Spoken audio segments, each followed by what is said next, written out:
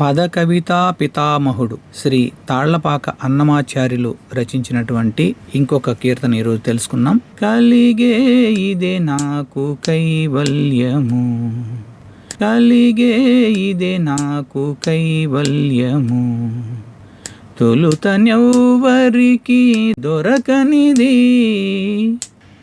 కైవల్యము అని చెప్తున్నారు అంటే గుణాతీతము, జీవన్ముక్తి, ఎవరికీ కూడా దొరకనటువంటి అంత గొప్పది నాకు ఇప్పుడు దొరికింది అని చెప్తున్నారు శ్రీ అన్నమాచార్యుల వారు. ఏమిటది?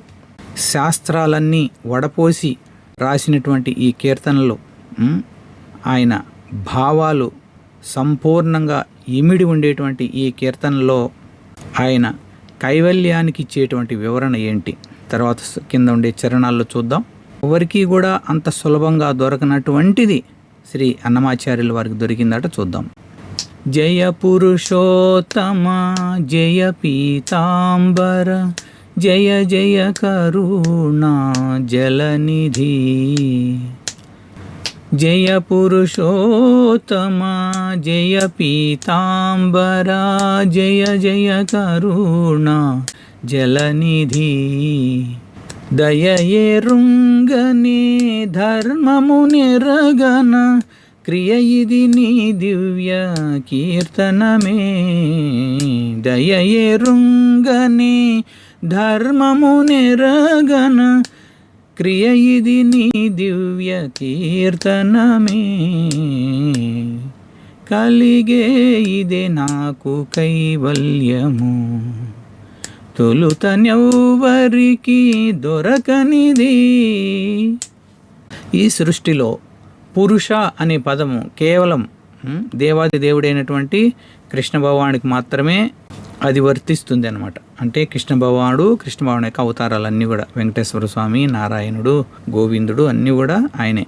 ఈయనకి మాత్రమే పురుషోత్తముడు అనేటువంటి పేరు, అంటే పురుషులలో ఉత్తముడు.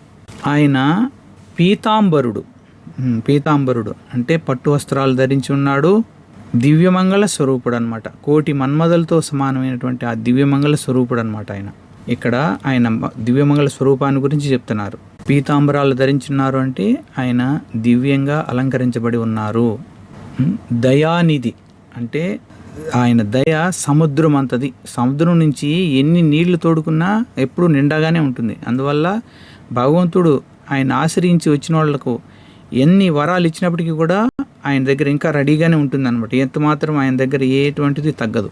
కాబట్టి పురుషోత్తముడు, పీతాంబరాలు ధరించినటువంటి దివ్యమంగళ స్వరూపుడు, అమిత దయామయుడు, కరుణ కలిగిన వాడైనటువంటి ఓ భగవాన్ కృష్ణ గోవింద నీకు జయము జయము. దయ ఎరుగను ధర్మము ఎరుగను, దయ ఎరుగను ధర్మము ఎరుగను అని చెప్తున్నారనమాట. రెండూ తెలియకపోతే మరి ఏమి తెలుసంటే నాకు తెలిసిందల్లా ఒకటే, ఏంటి? నిత్యము నిరంతరము నీ దివ్యనామాన్ని గానం చేయడము, కీర్తించడం, అదొక్కటే నాకు తెలుసు. పరమ ఆనందంగా ఆ దివ్యమంగళ స్వరూపాన్ని మనసులో ఉంచుకొని పైన చెప్పారు కదా, పురుషోత్తముడు, దివ్యమంగళ స్వరూపుడు, దయానిధి అని ఆ గుణగణాలను కీర్తిస్తూ భగవంతుని యొక్క నామాన్ని ఎప్పుడూ పలుకుతూ ఉండడమే ఇదే నాకు తెలుసు అని చెప్తున్నారు. యాక్చువల్గా అన్నిటికంటే ఈ కలియుగంలో అదే శ్రేష్టమైనది. అది మనకు తెలుసుకోవడమే మనకు మన జీవిత పరమార్థం తెలుసుకున్నట్లు.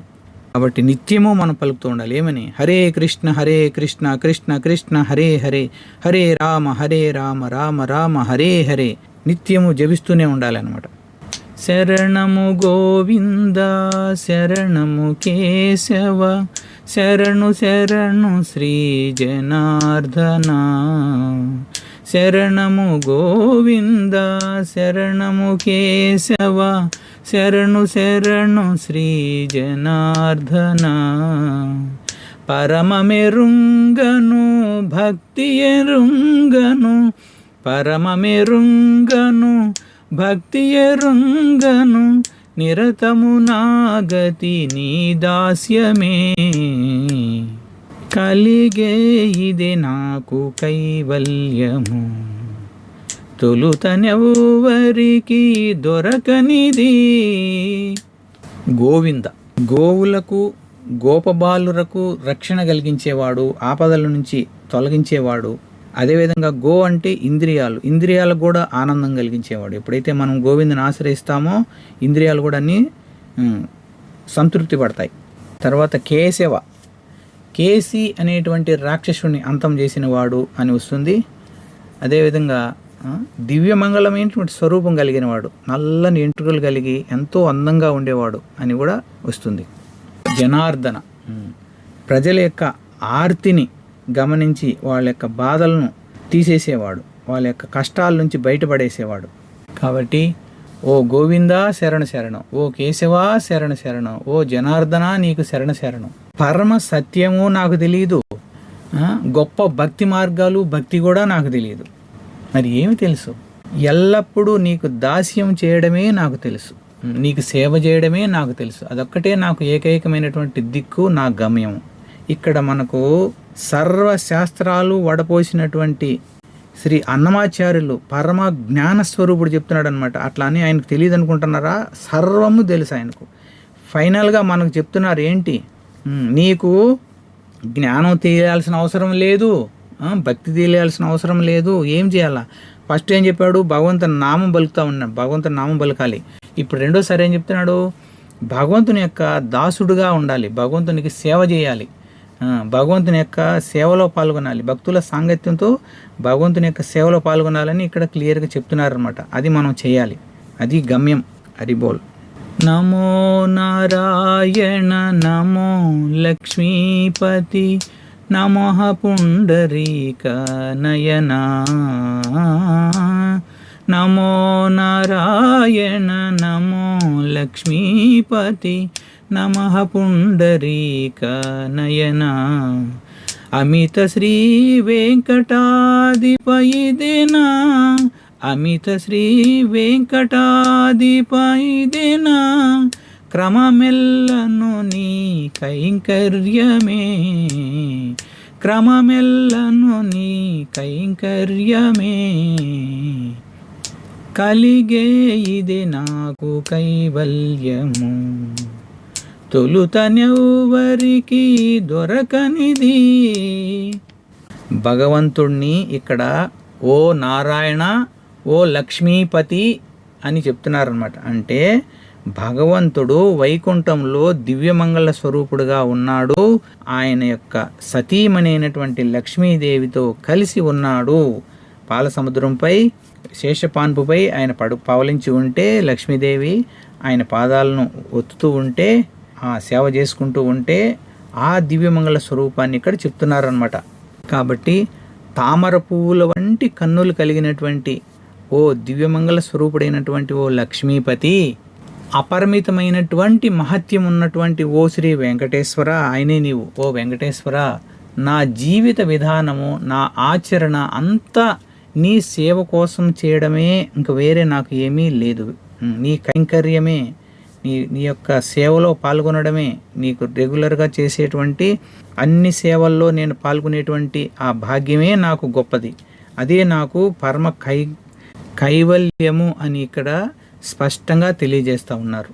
కాబట్టి మన అందరికీ శ్రీ అన్నమాచార్యులు ఏం చెప్తున్నారంటే, మనకు భక్తి తెలియకపోయినా, ధర్మం తెలియకపోయినా, ఏది పరమ సత్యము అనే విషయాలు కూడా తెలియకపోయినా భయపడాల్సిన అవసరం లేదు. ఏం చేయాలి మనము? శ్రీ వెంకటేశ్వర స్వామి, ఆ శ్రీమన్నారాయణుడు, ఆ శ్రీకృష్ణ భగవానుడు, ఆ గోవిందుని యొక్క నామస్మరణ, భగవంతుని యొక్క సంకీర్తన, భగవంతుని యొక్క కైంకర్యము అంటే భగవంతుని యొక్క సేవ, భక్తుల సాంగత్యము, ఇవి అత్యంత ఉత్కృష్టమైనటివి, అదే పరమ కైవల్యంతో సమానమైనటివి అని మనకి ఇక్కడ పరమ వైష్ణవుడైనటువంటి శ్రీ అన్నమాచార్యులు తెలుపుతున్నారు. ఆ విధంగా నిత్యము మనం భగవంతుని యొక్క సేవలో పాల్గొనేటువంటి భాగ్యం కలిగించమని ఆ గోవిందుని, ఆ వెంకటేశ్వర స్వామిని ప్రార్థిస్తాం. ఏడుకొండలవాడ వెంకటరమణ గోవింద గోవింద, ఆపదముక్కులవాడ అనాథరక్షక గోవింద గోవింద. ఓం నమో వెంకటేశాయ. జగద్గురు శ్రీల ప్రభుపాదకి జై. అనంతకోటి వైష్ణవ భక్త బృందకి జై. శ్రీ హరినామ సంకీర్తన మహాయజ్ఞకి జై. నిత్య గౌర్ ప్రేమానందే. హరి హరి బోల్. హరే కృష్ణ.